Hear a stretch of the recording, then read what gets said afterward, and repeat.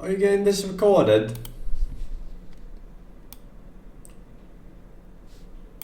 There's no famine in Gaza, and I'm going to prove it in less than 60 seconds. No Proof feminine. one. You always see just one skinny person in the photo. Weird, right? If there were a real famine, you would see entire population. This chat starving would by give me brain skin and damage, bones. but I don't But have no, a brain. just one child, one photo, repeated everywhere. Proof two. It is always kids. Only kids. Where are the starving men and women? If there was actually mass starvation, we would see people of all ages wasting away. But no, always just a child, over and over. Take this widely spread image of a skinny boy. Now look at his mom sitting next to him. She is clearly not starving. Gazans are using photos of children with genetic diseases to accuse Israel of starvation. I mean, Here is something you yeah. probably don't hear in the news. Around 40% of Gazans marry their cousins. That dramatically increases genetic disorders, including those that cause children to be severely underweight, regardless of war or food supply. And let's be honest, in places with real famine, like Sudan, parents don't film their kids eating dirt and posted it on Instagram. That's an actual trend in Gaza. Feed your child sand, film it, upload it. Why? To make Israel look evil. Parents harming their own children for propaganda. Have you ever seen Sudanese parents do that? There is a lot of suffering in Gaza, no question. But if there were real famine, you wouldn't just see isolated, recycled images of a few malnutrition children. You would see masses.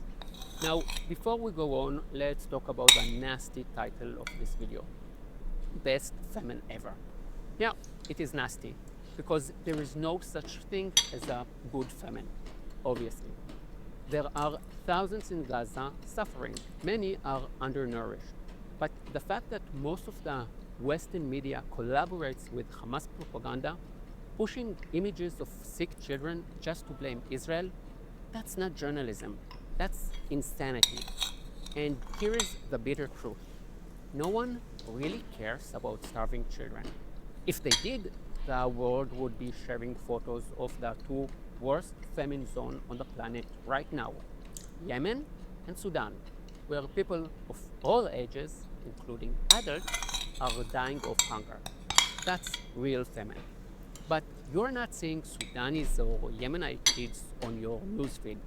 American students aren't protesting for them. European leftists and Muslim communities aren't flooding the streets. Why not?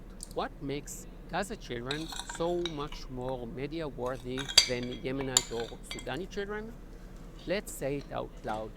In Yemen and Sudan, it is seen as just another humanitarian crisis. Maybe the UN will drop off a few bags of rice. Who cares, right? But in Gaza, it is political. It's about blaming Israel. It's about blaming Jews.